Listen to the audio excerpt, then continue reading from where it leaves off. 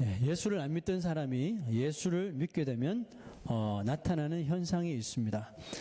먼저 이 표면적인 현상, 그러니까 눈으로 보기에 겉으로 드러나는 현상이 뭐냐 하면 주일이 일요일이 되면 교회를 가게 되죠.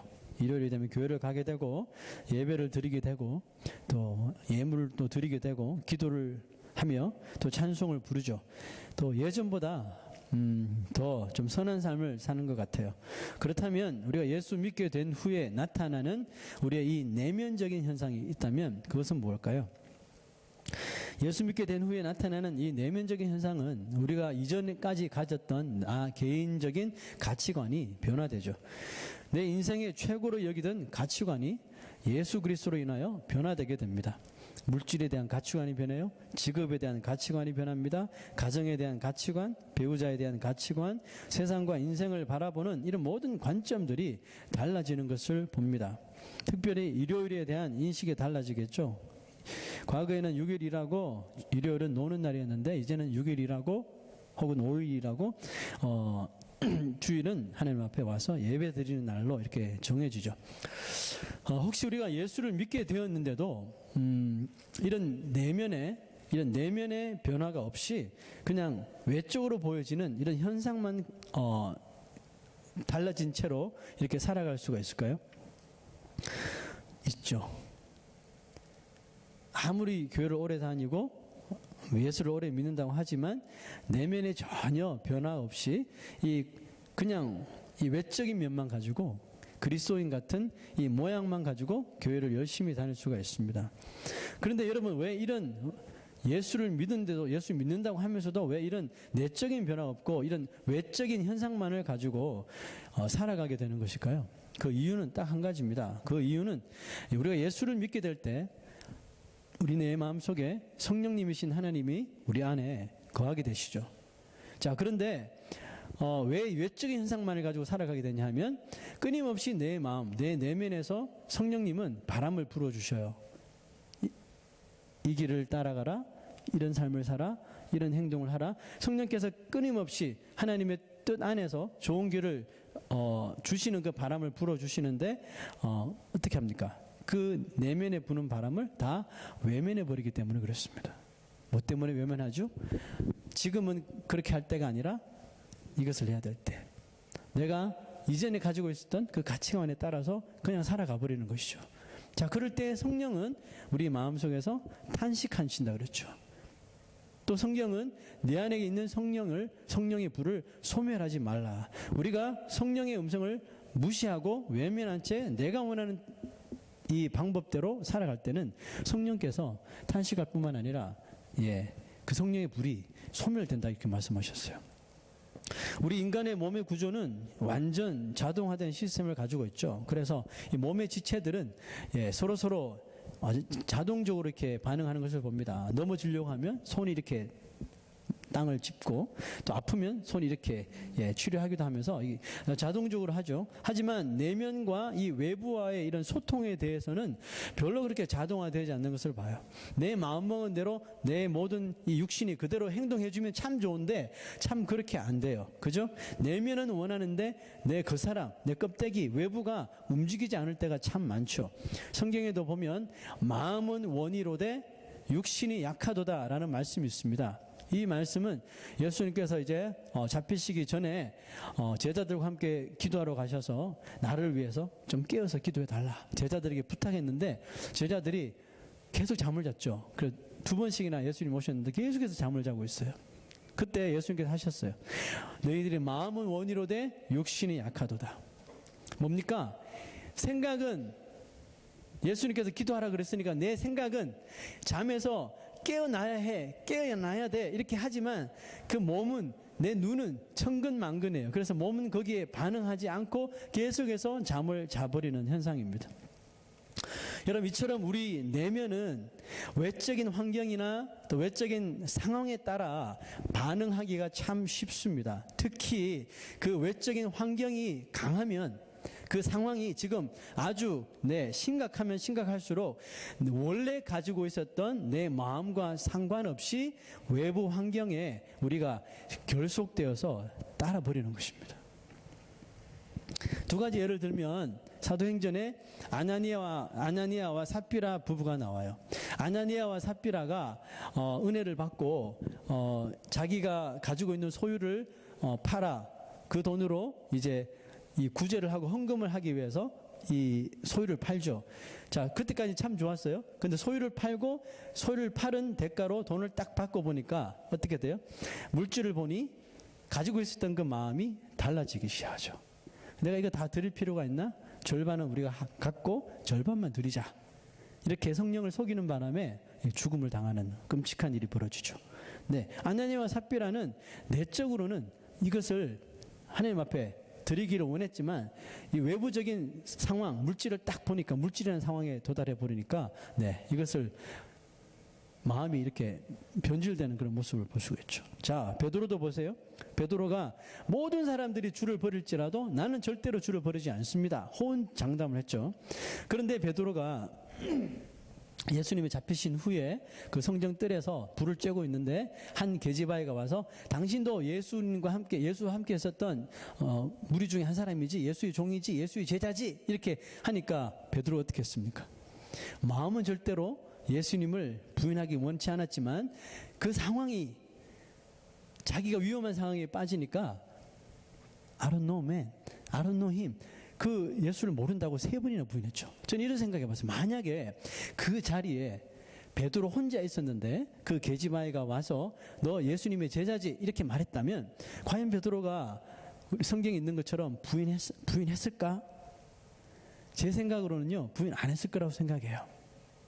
근데 왜 부인했어요? 그 성전뜰에는 사람들이 많이 있었어요. 자기를 쳐다보는 눈이 많았어요. 그때 평상시에 하찮게 여겼던 계집아이가 너 예수의 제자지 딱 한마디 하니까 갑자기 그 외부의 상황이 모든 사람들이 자기를 조여오니까 마음에도 원치 않는 그 말을 터져 나온 것입니다. 나는 예수를 모른다고, 도대체 그 사람이 누구냐고 예수 이름까지 저주하면서 부인해 버리죠. 이렇게 내면이 원하는 것을 몸이 따라주지 않을 때 어떤 경우는 이 몸을 억지로 일으켜 세우는 사람들이 주위에 있어요. 이런 사람들을 우리는 정신력이 아주 강한 사람이다라고 이렇게 말하죠. 몸은 정말 쉬고 싶고 일하기 싫은데 이 내면에서부터 아주 강력한 챌린지를 하니까 몸은 정말 피곤한데 몸이 할 수 없이 일으켜 세워지고 움직여지는 것이요. 이런 현상들을 주로 우리가 이렇게 운동하시는 분들, 또 예술하시는 분들, 이런 분들을 통해서 많이 와요. 몸은 진짜 천근만근인데 그 목표가 있기 때문에 다시 몸을 일으켜 세우고 그대로 하는 것이죠. 자, 여러분, 그러나 이런 정신력으로 사회에서 성공을 하고 스포츠나 예술 방면에서 최고가 된 사람들 많이 볼 수 있습니다. 최고가 되는 사람들도, 이런 정신력을 가진 사람들도 이런 정신력으로도 해결할 수 없는 일이 한 가지 있어요. 그게 뭘까요? 그것은 바로 죄라고 하는 문제입니다. 죄와의 싸움을 우리의 정신력으로 절대로 이길 수가 없어요. 죄는 아무리 정신력으로 버티려고 해도 우리가 이길 수 없습니다. 왜냐하면 이것이 바로 우리의 내면에서 붙어 있는 본성이기 때문에 그래요. 그래서 최고의 예술가, 운동선수들이 이런 돈의 유혹에 빠져서 잘못된 선택을 하는 경우가 주로 있죠. 그 본성이 어떤 본성이냐 하면 바로 우리를 죄 짓게 만드는 죄의 본성이기 때문에 그래요. 가만히 놔두면 저절로 죄 짓는 쪽으로 나를 끌고 가버리는 것입니다. 이 세상에 태어나는 모든 사람은 이 아담으로부터 받은 이 죄의 본성을 다 가지고 있죠. 이 죄는 우리 인생을 그러므로 영원한 죽음으로 끌고 가버립니다. 그러므로 사람이 죽는 이유가 뭐예요? 죄 때문에 죽는 것이죠. 병들어 죽기도 하고 사고 나서 죽기도 하고 하지만 결국 사람이 죽는 것은 죄 때문에 죽는 것이거든요. 아무리 정신력으로 버티려고 해도 지옥 갈 인생이 그 정신력으로 천국 간다는 방법은 절대 없습니다. 이 현상은 마치 어두운 죽음의 구름이 우리 인생을 완전히 뒤덮고 있는 것과 같아요. 아무리 사방을 다 돌아봐도 살 희망이 전혀 보이지 않는 것이죠. 이런 치명적인 딜레마에 빠져 있는 존재가 바로 우리 인생이에요. 하지만 이런 치명적인 딜레마를 해결하여 주신 분이 계십니다. 자, 오늘 본문 말씀 1절로 한번 가보겠습니다. 로마서 8장 1절. 그러므로 이제 그리스도 예수 안에 있는 자에게는 결코 정죄함이 없나니라고 말합니다. 우리 인간이 가진 이 죄의 본성은 이 정죄함을 받아 영원히 죽는 그 판결을 받았습니다. 그러나 이 엄청난 저주의 판결을 한 번에 뒤집어 엎어버리신 분이 계시는데 그분이 바로 예수 그리스도시죠. 바울은 왜 이런 일이 일어날 수 있는지를 좀 더 구체적으로 설명합니다. 자, 2절 한번 볼게요. 8장 2절. 이는 그리스도 예수 안에 있는 생명의 성령의 법이 죄와 사망의 법에서 너를 해방하였습니다. 자, 여러분, 생명의 성령의 법이라는 말이 나오는데 좀 어려운 것 같아요. 자, 이것이 무엇인지 제가 간단하게 설명할게요. 생명의 성령의 법이라고 하는 것은 예수가 우리의 죄를 사하시기 위하여 그 십자가에 달려 돌아가셨음을 믿는 자들에게 이제 너를 붙들고 있던 그 죄와 사망은, 그 체인은 다 끝났어. 다 없어졌어. 이제 너는 구원받은 사람이야.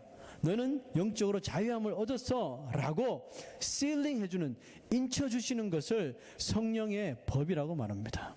그러므로 이 성령의 법은 사망을, death를 그 life로, 사망을 생명으로 옮기는 법이 되겠죠. 바울은 이어서 이 4절에 육신을 따르지 않고 그 영을 따라 행하는 우리에게 율법의 요구가 이루어지게 하리 하심이라. 참 말이 어렵죠.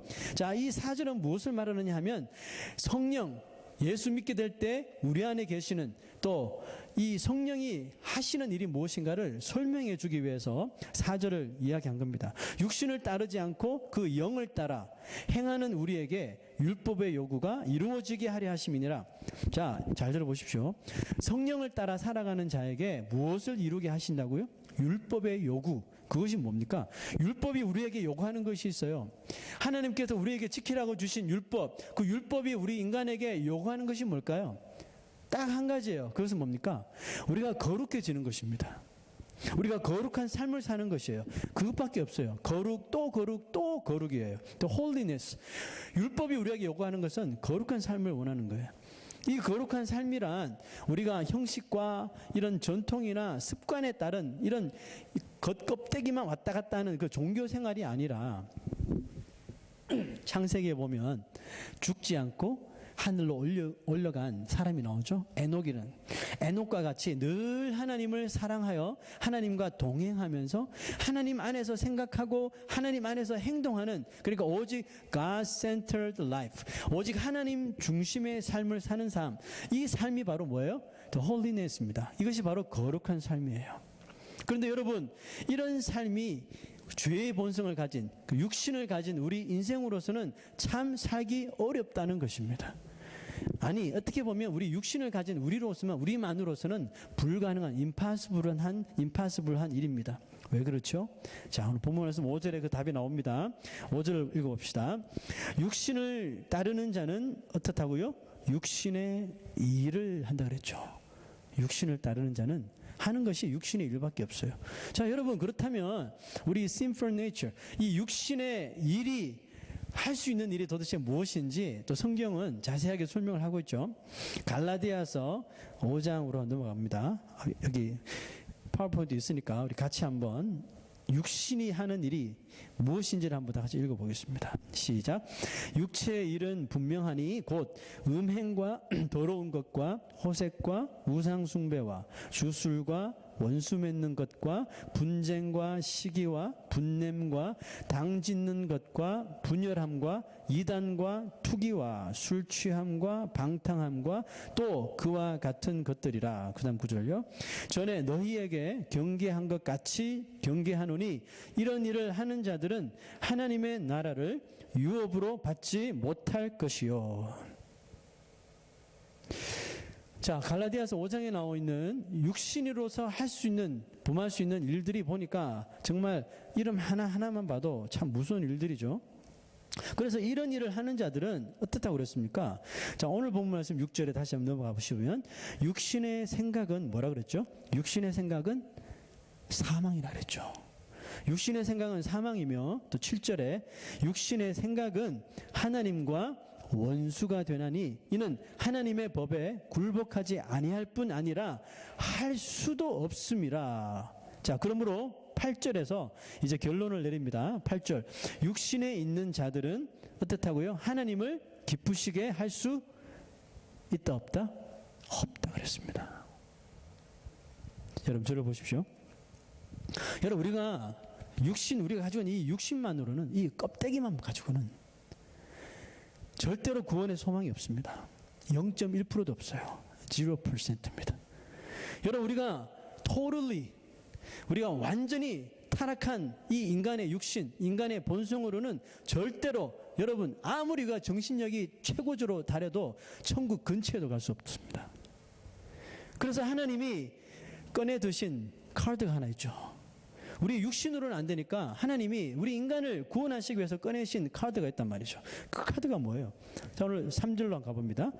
3절 말씀, verse 3, 3절 읽어보기. 제가 좀 나누어서 한번 설명해 볼게요. 율법이 육신으로 말미암아 연약하여 할 수 없는 그것을, 그죠? 율법이 육신으로 말미암아 연약하여 할 수 없는 그것이 도대체 뭐예요? 그것은 율법이 인간의 행위를 정죄하여 죄를 깨닫게 하여서 거룩한 삶으로 인도하려죠. 그죠? 인도하려고 했지만 인간은 죄를 깨닫고 어떻게 했습니까? 죄를 깨닫고 거룩해지는 삶을 사는 것이 아니라 죄를 깨닫고 더 절망해요. 더 절망하고 나는 왜 이렇게 살지? 또 실망하는 것입니다.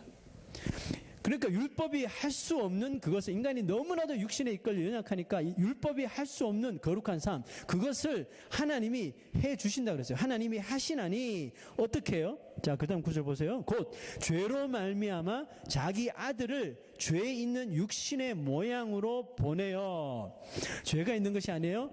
우리 인간의 몸은 다 죄를 가지고 있잖아요. 그래서 육신의 모양, 그 죄가 있는 육신의 모양만 받은 겁니다. 성령으로 잉태하시기 때문에 죄가 없으시죠. 죄 있는 육신의 모양으로 보내요. 육신의 죄를 정하사 그랬어요.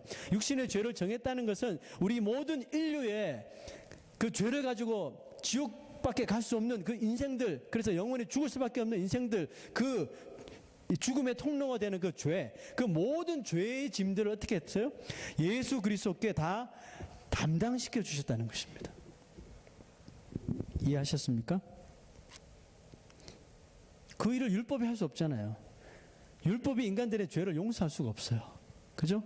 그래서 하나님이셨던 그 예수 그리스도 그 아들을 죄가 있는 육신의 모양으로 이 세상에 인카네이트 하게 해 주셔서 거기다가 인류의 모든 죄를, 더러운 죄들을, 우리가 잘 읽었잖아요. 육신의 죄들 다, 그 모든 죄들을 그 그리스도 등에 다 지게 하셨단 말이에요. 그리고 예수께서 그것을 십자가에 지고 골고다 산에 오르셔서 다 죽으시면서 그 피로 그 죄를 사하여 주신 것이죠.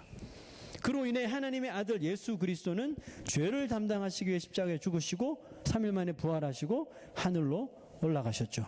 자, 그렇다면 여러분, 이 정말 슈퍼내추럴한, 정말 초자연적이고 도저히 상상할 수조차 없는 이 기가 막힌 사실들을 직접 눈으로 본 사람들이 있었죠. 예수님 십자가 돌려 돌아가는 거 보셨죠? 부활하신 거 봤죠? 승천하는 것까지 본 사람들이 많지는 않지만 있었단 말이죠. 자, 이 정말 말로 설명할 수 없는 초자연적이고 이 기가 막힌 사실들을 눈으로 본 사람들이 이제 사명을 받았는데, 보지 못한 이 사건들을 보지 못한 사람들에게 다 전해야만 하는 그런 미션을 그들이 다 받았단 말이에요. 자, 생각해 봅시다. 과연 이 세상에 살아가고 있는 사람들 중에 과연 몇 사람이나 되는 사람이 이 놀라운 초자연적인 예수 그리스도의 죽음, 부활, 승천의 사건을 눈으로 보지 못하고 말로 전해 들어서 믿을 수 있는 사람이 몇 명이나 될 수 있을 거라 생각하십니까?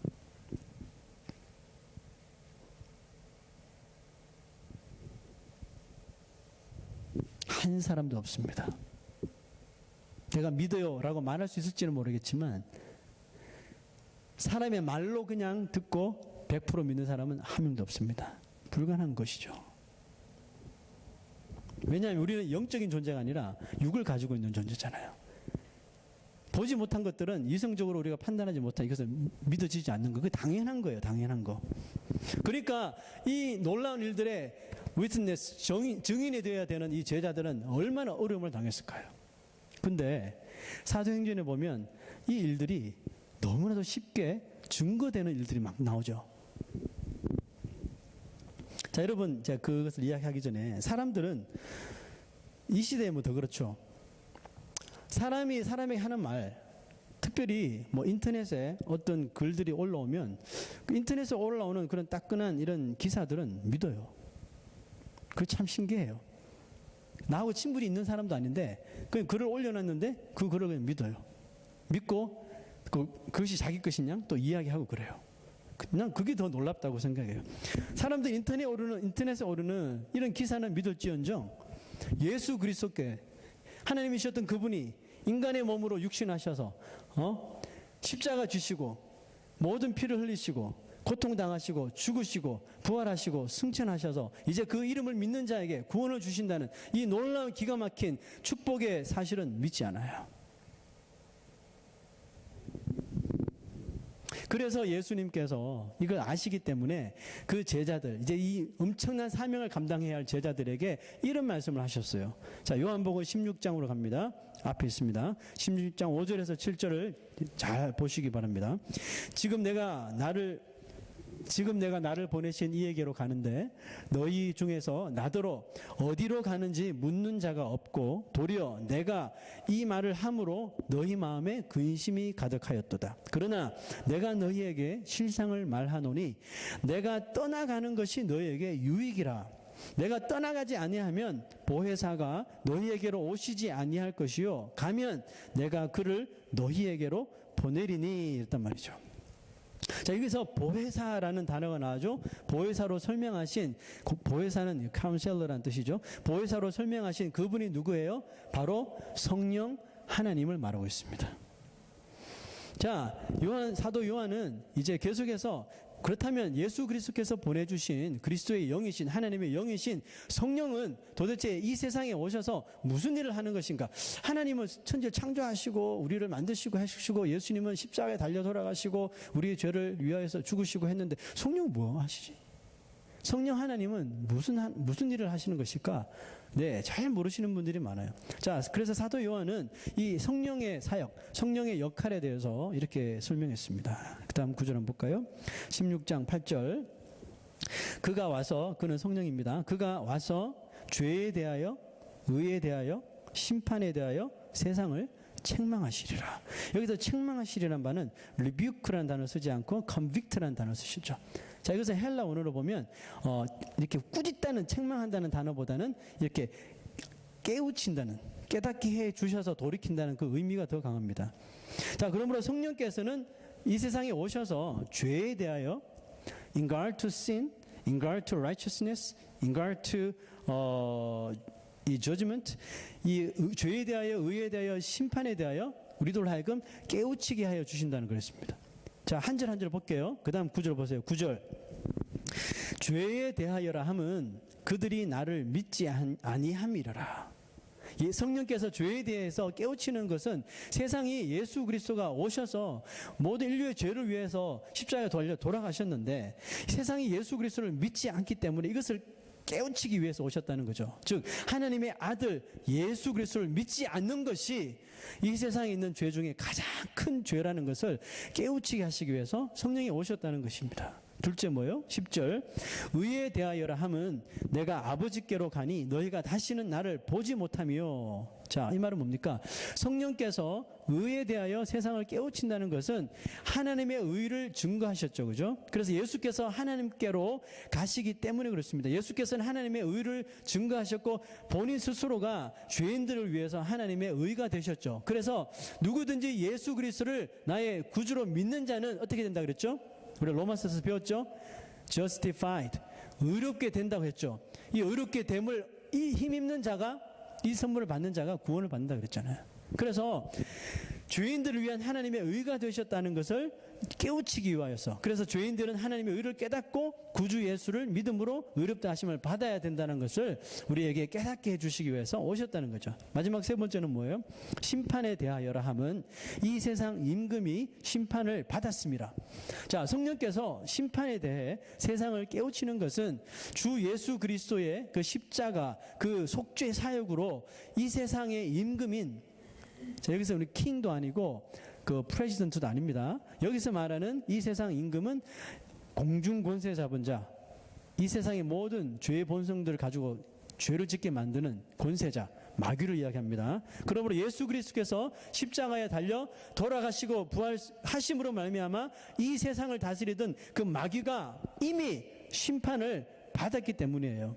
그러므로 예수 그리스도를 믿고 이 구원함을 받은 자는 마귀가 다시 지옥에 데리고 갈 수 있어요, 없어요? 불가능하다는 거죠. 한번 의롭다 칭함을 받은 이 그리스도인들은 우리가 비록 좀 자범죄를 범하더라도 회개할 수 있는 길이 계속 있고 우리를 결국은 지옥에 끌고 갈 수 있는 권세가 사라졌다는 것이에요. 그들이 할 수 있는 것은 믿지 않는 영혼들, 아직 예수님을 믿지 않는 영혼, 교회는 다니지만 예수를 믿지 않는, 구원받지 못한 그리스도인들, 아예 예수를 부인하는 사람들, 그런 사람들 영혼을 아직까지 끌고 갈 수 있지만 한번 예수 믿은 사람들은 절대로 어찌할 수 없다는 것입니다. 자, 이 사실을 성령께서는 깨닫게 하시기 위해서 오셨다는 것입니다. 자, 여러분, 이 세 구절, 성령께서 하시는 역할, 이 세 구절을 한번 믹스해서 종합적으로 말해보면 성령께서 하시는 일은 죄인들을 깨우치셔서 예수 그리스도께서 오신 사실과 예수님이 오신 사실을 믿게 하시고 결국 구원받게 하시려고 이 세상에 오신 거예요. 자, 여러분 13절 한번 볼까요? 그 다음 구절 봅시다. 진리의 영이 오시면 그가 너희를 모든 진리 가운데로 인도하시리니. 진리가 뭐예요? 진리가 뭐죠? 내가 곧 길이요 진리니. 내가 누굽니까? 예수님이죠. 성령께서 하시는 일은 성령이 오셔서 우리 모두를 어디로? 예수 그리스도 가운데로 인도하시는 역할. 여러분, 그게 이 성령의 역할입니다. 정확하게 성령 하나님께서 이 세상에 오신 목적, 또 하시는 일들 변화되지 않습니다. 성경에 기록된 그대로 지금도 계속적으로 일하고 계시는 거예요. 그런데도 사람들은 성령을 받은 증거를 대라 말합니다. 네가 예수 믿는다면 성령을 받은 증거가 있을 거 아니야 하고 자꾸 증거를 대라고 이야기해요. 그 사람들이 헷갈려해요. 내가 예수 믿었는데 내 안에 성령이 계시다는 증거가 뭐지? 내가 성령 받았다는 증거가 뭐지? 사람들이 찾기 시작해요. 성경을 뒤적이기 시작합니다. 그래서 발견한 것들이 있어요. 은사주의자들, 신비주의자들, 성령을 받은 증거는 방언을 하는 것이다. 예언을 하는 것이다. 직통 계시를 막 받는 것이다. 그냥 확 하면 팍 쓰러지고, 성령 세례를 받으면 이런 현상이 일어난다 그러죠. 뭐 뱀처럼 막 기계 만들고 하루 종일 낄낄낄대면 막 웃게 만들고, 네? 멀쩡하던 이빨이 금이빨로 막 변해되고 별 회개망측한 짓거리들을 하게 합니다. 여러분, 성령께서는 예수님께서 승천하시고 보혜사 성령 우리에게 보내주신 이후로 지금까지 동일하게 한 가지 사역만 하십니다. 그 뭐예요? 믿지 않는 자들의 마음을 깨우치셔서 그 영혼을 하나님께로 인도하는, 지옥 갈 인생들의 마음을 변화시키셔서 천국으로 인도하는, 여러분 그 일만을 성령께서 하시는 거예요. 아니 뭐 성령께서 하실 일이 없어서 사람을 뱀처럼 막 기게 만들고 낄낄대게 만들고 그 이빨 금이빨로 바꿔서 뭐 할 건데 도대체, 예? 금방 차릴 것도 아니고. 성령께서 그런 시시한 일을 하려고 이 세상에 오신 거 아니에요. 성령께서 하시는 일은 한 영혼을, 고귀한 그 영혼을, 생명을, 예? 지옥 가지 않고 천국으로 인도하기 위한 그 엄청난 고귀한 사역만 하시는 거예요. 그리고 이 성령의 사역을 정말 이렇게 이상한 짓거리를 하는 것으로 절대로 치부되어서는 안 되는 것이죠. 여러분 절대로 속아서는 안 됩니다. 성령이 오셔서 하시는 한 가지입니다. 그분은 진리 대신 그리스도의 영이시기 때문에 믿지 않는 사람들을 진리신 그리스도에게로 인도하시는 일만 딱 하는 거예요. 여러분, 인간의 육체로는 불가능하기 때문에 예수 그리스도께서 보혜사 성령을 우리에게 보내주신 것이에요. 우리의 인간의 입으로서는 아무리 전해도 안 되기 때문에 성령을 보내주신 것이고, 성령께서 우리가 전하는 말씀을 통해서 그 사람 마음속에 역사하실 때 성령께서 그 사람을 이 세 가지로 깨닫게 해주실 때 우리가 드디어 믿게 되는 것이라고요. 아무리 말 잘하고 정말 언변이 좋은 사람이 구슬려도 안 되는 거예요. 그러나 성령께서 하시면 되는 것입니다. 오늘 이 자리에, 이 가운데 정말 예수님을 정말 믿는 사람이 얼마나 되는지, 아니면 교회는 다니지만 예수님을 아직 영접하지 못한 사람이 있는지 모르겠어요. 하나님은 아시겠죠. 자, 그렇다면 여러분, 내 마음속에, 나의 심령 속에, 내가 교회는 정말 오래 다녔지만 아직까지 내 안에 성령이 계신지 잘 모르겠다, 헷갈려, 혼돈이 되시는 분이 계십니까? 한 가지 길밖에 없어요. 예수 그리스도를 나의 구주로 진실되게 영접하세요. 그 이후로 성령께서는 여러분 마음속에 임하십니다. 그리고 그때부터 내 삶을 간섭하기 시작하셔요. 이 간섭이란 말을 나쁘게 생각하지 마십시오. 성령의 간섭은 항상 우리를 의의 길로 하나님의 뜻대로 이끄는 간섭을 해주시는 거예요. 내 삶 속에 나는 정말 구원에 확신이 없는 것 같아. 그럼에도 불구하고 내가 어떤 일을 할 때 항상 내 마음속에 너는 그렇게 일하면 안 되지. 하나님께서 이렇게 하시길 원하시는데 이런 음성이 조금이라도 내 마음속에 여러분 들린다면 그 사람은 성령께서 거하시는 분이죠. 그런데 이런 생각 전혀 없이 그냥 내가 원하는 내 육신이 이끄는 방법, 관점, 그냥 방식 그대로 그냥 직통으로 해버린다. 미안하지만 구원받은 사람이라고 제가 감히 이렇게 말씀드릴 수가 없어요. 여러분 오늘 아주 중요하고 심각한 이야기를 여러분들에게 하고 있습니다. 여러분 인간의 육신으로는 구원이 불가능해요. 그래서 우리에게 성령이 필요하신 겁니다. 성령의 도우심으로 우리가 믿을 수 있습니다. 믿게 해주셔야지 우리가 믿을 수 있는 것이에요. 그러면서 간구 좀 하세요. 기도하세요. 주님, 나는 정말 주님을 믿고 싶어요. 정말 천국을 믿고 싶어요. 주님, 나에게 믿음을 주시옵소서.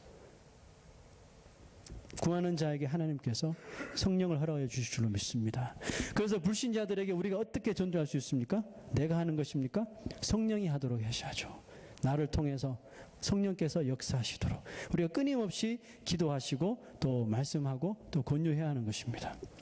여러분 베드로가 한번 설교했더니 3,000명이 예수를 믿게 되었습니다. 그죠? 베드로가 전도왕이 됐나요?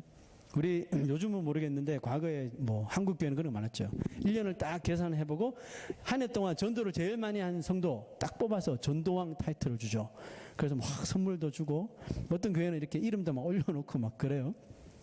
제가 한 번도 전도왕이 된 적은 없는데 되고 싶었는데 여러분 전도왕이 나쁜 뜻은 안 해요. 하지만 가만히 생각해보면 전도왕이라는 말은 뉘앙스 틀린 거예요.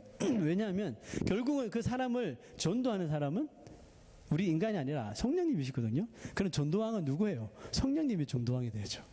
여러분 베드로가 한번 설교에서 3,000명이 회개를 하고 예수를 믿었어요. 베드로가 전도왕이 되었나요?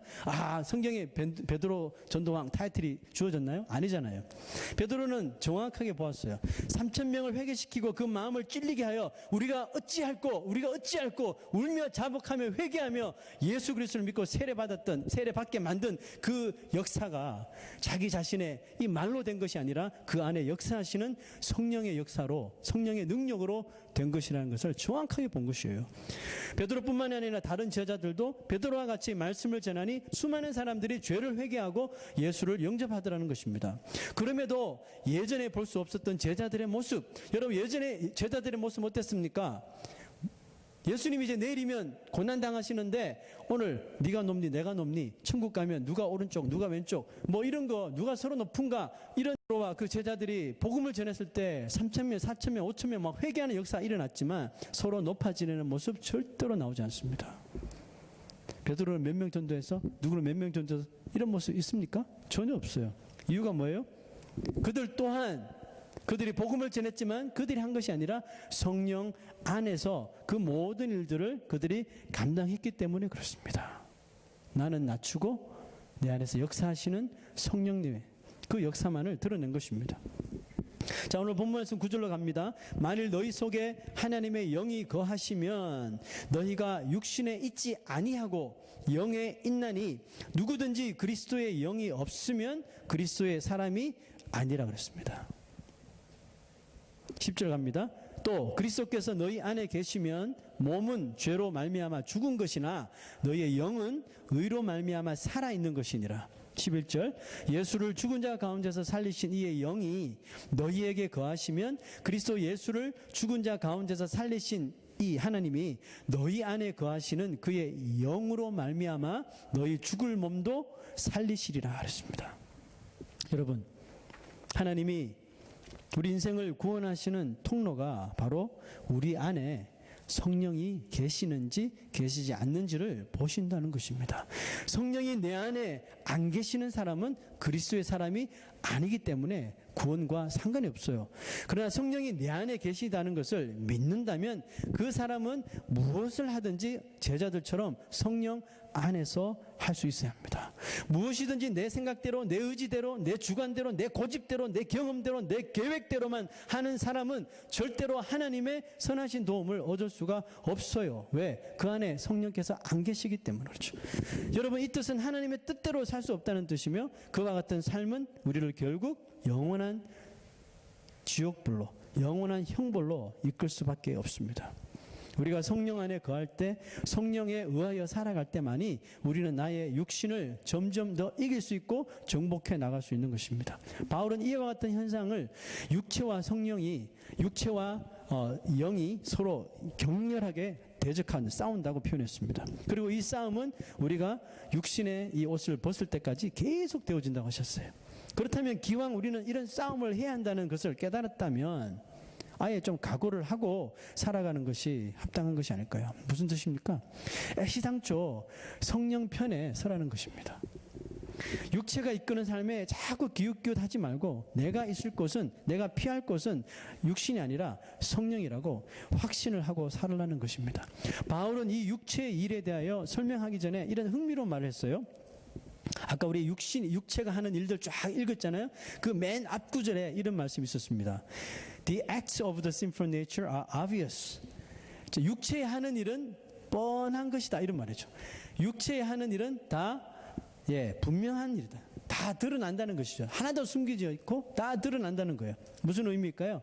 우리의 이 죄의 본성은 아주 은밀하죠. 아주 은밀하게, 나도 눈치채지 못할 정도로 은밀하게 눈에 잘 보이지 않고 철저하게 가려집니다.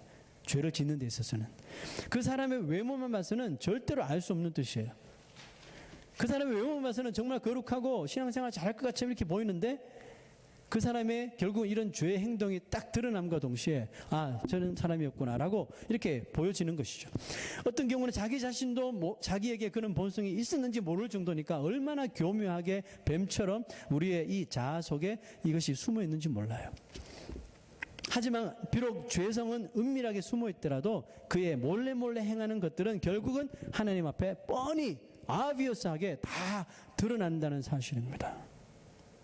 마지막 날 하나님의 그 백보자 심판대 위에서 내가 회개받지 못한 이 모든 죄악들이 obvious하게 다 여러분 드러난다고 생각하십시오.